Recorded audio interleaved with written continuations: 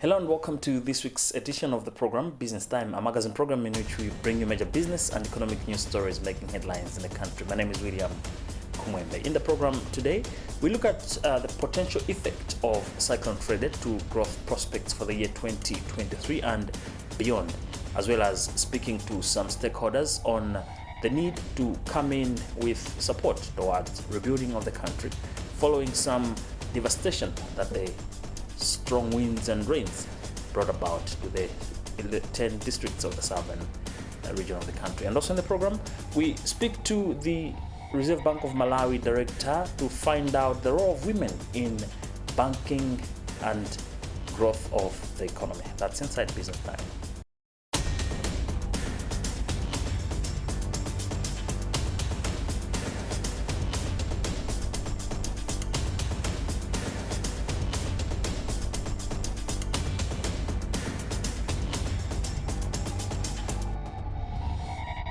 Hello and welcome. This is Business Time and my name is William Kumwembe. In our main story in the program today, it's been about 2 or so weeks since the country experienced the Cyclone Freddy, which claimed more than 500,000 people as well as rendering so many others destitute. More infrastructure projects have been affected as well as many sectors of the economy seem to be almost on its knees. Now, the question that everyone is asking now is what needs to be done towards the recovery process. Minister of Finance Cyclone Freddy remains upbeat that the country has been affected, yes, but growth prospects might not be affected as the government would deploy measures that would ensure quick recovery and rebuilding of the damage caused. Now, our journalist Kumwembe has been speaking to some of the experts, including the finance minister, to find out what the future holds in the aftermath of the cyclone. The economic devastation caused by Cyclone Freddy cannot be overemphasized. Understandably so, economic experts are expressing fear that the development could deter economic growth and exacerbate rising inflation. For example, economist Edward Chilema believes washed away crop fields for both cash and food crops will enhance food shortages and reduce earnings for the country, thereby hindering growth. We should state that the cyclone has been quite devastating. Looking at the figures being mentioned of the people that have died or displaced, or the number of bridges and roads destroyed, it is very obvious that it's got a very huge impact. I was looking at the figures that the minister was projecting in terms of amounts required to rehabilitate or to bring back the economy to where it was before. And also looking at the challenges that we're already having with shortages of maize and prices of commodities rising. So this cyclone has just, in my view, made things worse. It has come at the wrong time. So I don't see that we will have such a level of projected gross GDP as projected, and therefore I would expect that it should be much lower. In fact, there is World Bank, there is, I think, also other institutions have also projected that the impact is likely going to be positive, negative. So we shouldn't expect that we can have the level of growth that we projected, given the tragedy that we have just had. However, Minister of Finance Cyclone Freddy is confident the economy will rebound. The economy will be affected. You might not see the effects now, but as we go along, we know that will be affected. Our exports will probably be affected. But beyond exports, we will also expect a lot more shocks within various sectors. They will slow down because of what Cyclone Freddy has done.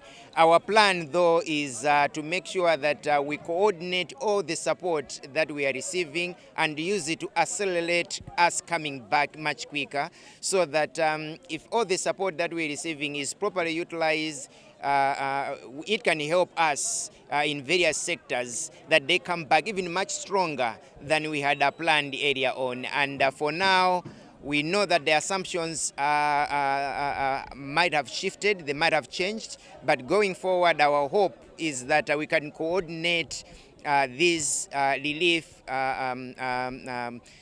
conversations we are having with our partners, so that they yield the much needed result, so that by the end of the day, Malawi builds back much better. One thing which I'm seeing in all these efforts is that there are now more people, whether sovereigns or individuals or institutions, that are willing to help Malawi. And I think that can be a plus to our economy if we can all coordinate all this and put it to the right sectors, and that we grow back faster and stronger. And I think that would be good for our economy, given the devastation that Freddy is likely to cause on the economy. So for now, I would say that once the initial assessment is done, then we'll be able to do the calculations again. Remember, if we can mobilize enough resources and build our infrastructure quicker, then even the growth projection of this infrastructure sector might even be more than what we had predicted earlier on. So it's a lot of issues. When they're doing their surveys in a short while, we'll be able to learn and be able to come up with an exact prediction of where we'll be economy-wise. There will be some things, if we do them right, they will help our economy. But obviously what Freddy has done has devastated and given a huge shock to our economy. On balance, we should be able to see what should be the revised figure for our economic growth, but it will be too early for us to say so now before we do the rapid initial assessment, which has commenced in earnest. A recent market intelligence report published by the Reserve Bank of Malawi emphasizes the need for policy consideration towards both inflation stability and economic recovery in the aftermath of Cyclone Freddy. Now, many entities are still coming in to help towards addressing the challenges brought about the Cyclone Freddy, one of which is Oxfam Malawi. Oxfam Malawi Country Director Lingalileni Muhoa has emphasized the need for the players to join hands in rebuilding and ensuring that the people that were affected are taken care of throughout the period of recovery. She was speaking when Oxfam rolled out its phase of Cyclone Freddy humanitarian response, which is targeting 15,000 people with multi-purpose cash transfers in Palombe, Chikwawa and Nsanje districts. Kumwembe Mangazi caught up with Mihoa in this interview. We are focusing on 4 areas of support because they are the ones that are most critical. So the first one is assistance towards emergency food. And what we've done is to provide cash transfers so that where the markets are functional, communities are actually able to get some food for them to be able to feed themselves.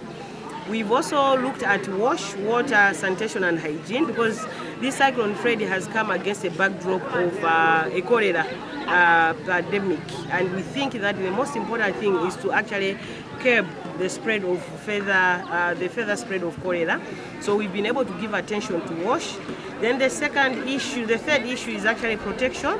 Right now, like where we are here in Migowi, it's a camp set up. And we know that in cases where people are in enclosures, there are sometimes tendencies of abuse. We are coming from an emergency operations committee meeting this morning, and we're already picking triggers and red flags around some abuse, and we have been able to support communities in terms of protection. The fourth area is supporting the districts to be able to coordinate the response and also to offer the oversight that's needed. So we've also been able to support the district council here and also the police in the southwest so that they are able to do the surveillance to check on issues of protection. So in a nutshell, our response is going to focus on those 4 areas. Usually when we get funding, we also like to be in the communities longer so that we can support early recovery. We did that in Cyclone Idai. We hope we can do the same.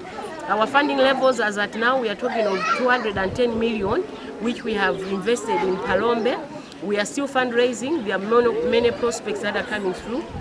And we hope that we can go into Chikwawa and Nsanje to be able to support the people in need there. And this is based on the President's call that the need is greater. Remember, this is Business Time, a magazine program in which we bring you major business and economic news stories making headlines in the country. We'll be right back.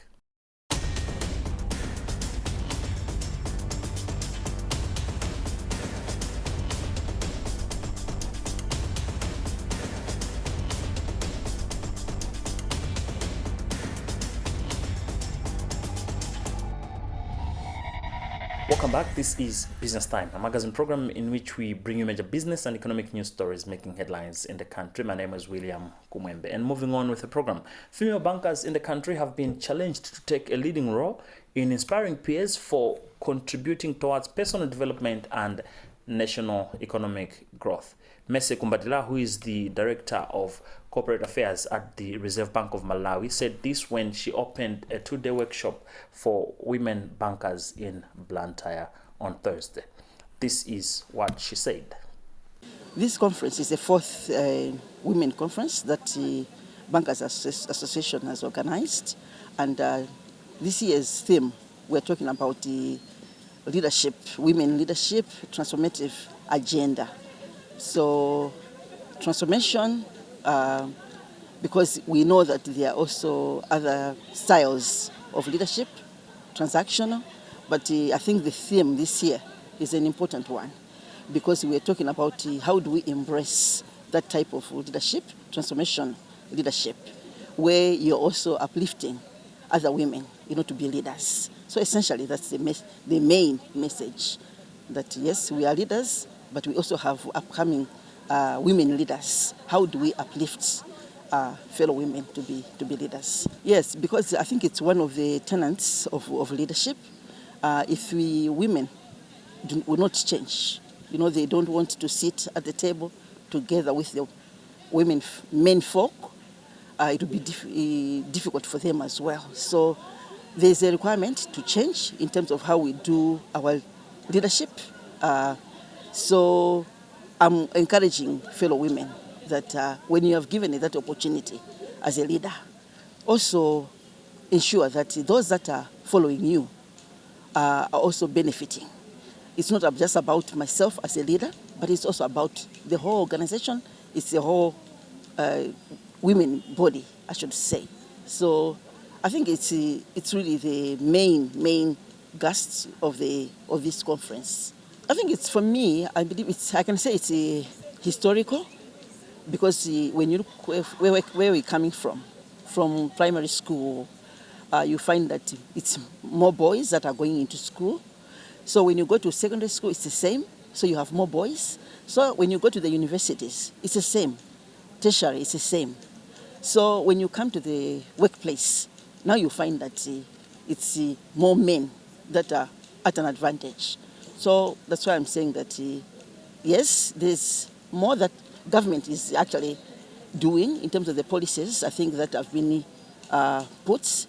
And I know that different institutions, including my own institution, the Reserve Bank, we have gender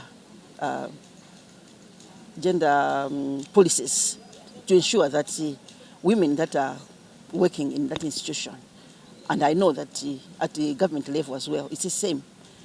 So we've seen some women that have risen to those high posts. We have the top civil servant, Madam Colleen Zamba, the deputy there, but also in the legal fraternity and even the corporates. We have women who have risen to those, but I think we can do more. So I think that's the message, that we can do more. And for those that are in the position of influence, you can influence. You use that advantage to pull more women, Now, Bankers Association of Malawi Executive Director Linus Nkungula says women have capacity to contribute effectively to the national economic growth agenda. The reason behind the conference is simply to empower women, to motivate women to work hard. Sometimes when you look at a woman or you look at yourself, you think that you can't do anything. But by coming together, sharing knowledge, we can actually encourage each other to empower ourselves, to encourage each other, but more so to work hard to achieve what we want to do in life. Traditionally, banking was for men, but slowly, these days, you could actually see that we have more and more women at leadership level, managerial level, even supervisory level. So there are some changes in leadership positions in the banking industry. Women out there, they are strong, they are confident, they can do whatever they want, but they just need that encouragement, whether they are working for banks or they are working for any other organization, whether it's just a housewife, they can do more. because we are all leaders in our. Now, in other business news, it's been over 3 years since the first COVID case was registered in Wuhan, China. At the peak of the pandemic, most countries put across several initiatives to contain the spread of the virus, which include closure of borders. However, this affected operations of most businesses in almost all sectors of many economies across the globe, one of which was cross-border trade. Now, about 3 years down the line, we caught up with one of the traders in the country to share their experience as far as business operations is concerned post-COVID.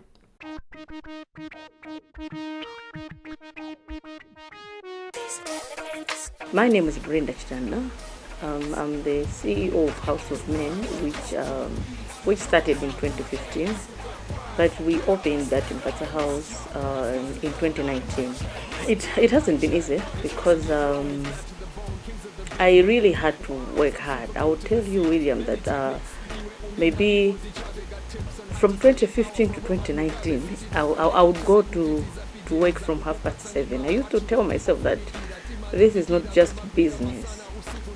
I'm working like in my office. Though I did not have a shop or a desk, but I taught myself that I'm working. So I had to go to the office, which was my car, from 7:30.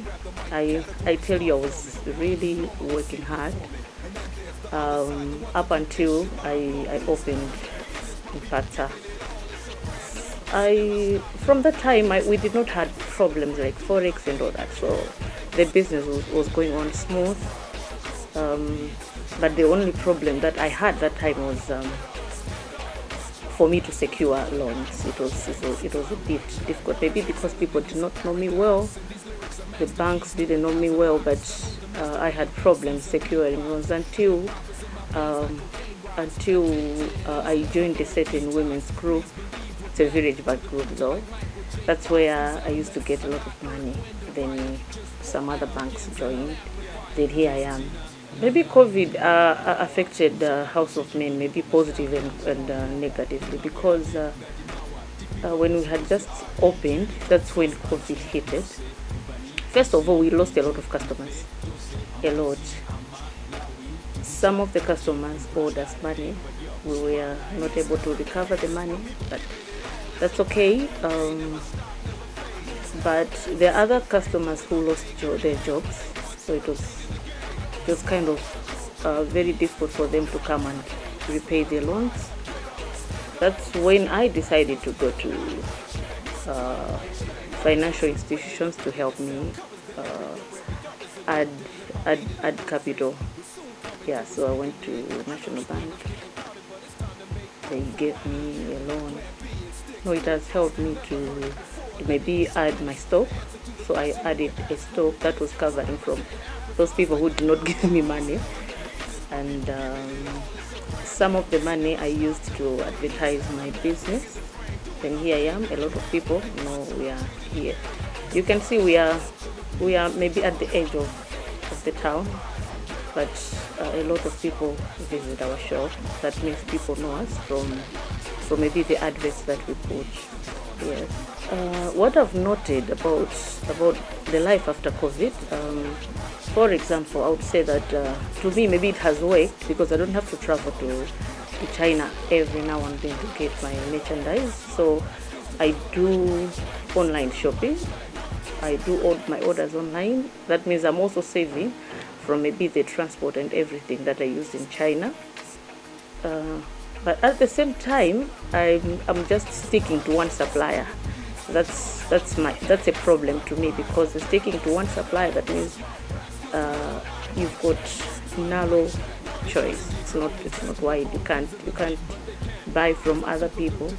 With the technology, there are different companies that are changing every now and then. But then I'm just stick to one supplier. That's my problem. Yeah, during COVID. But the positive side is I'm able to work. I'm able to buy my things while I'm here, and it's cheap, I tell you. When it comes to fashion business, there's still a very good there's a good future. The only problem that I see is people want to do everything for themselves, like they don't want to be specialized. For example, everything you see here are only suits, but people come here and ask me that maybe I should open, I should also add maybe casual wear, because I don't know, I haven't specialized in casual wear, so I cannot add to my shop. So I think people should be able to specialize. That's my message. You can't do everything. You have to specialize and know your products as well as your customer. If you know your products pretty well, I think we can strive. No, there's good future. As I told you already, that technology is changing. A lot of suppliers are changing their material. We are bringing more nice fabrics in house of men. We are changing every now and then the styles. We also want to target different people with different type of bodies.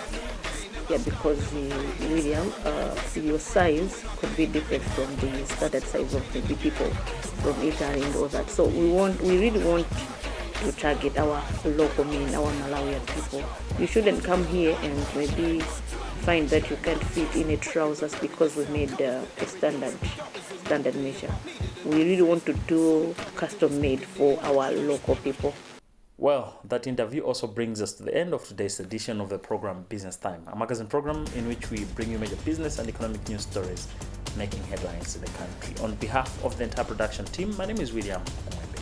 Always remember, if it doesn't make money, then it doesn't make sense. Stay safe and goodbye for now.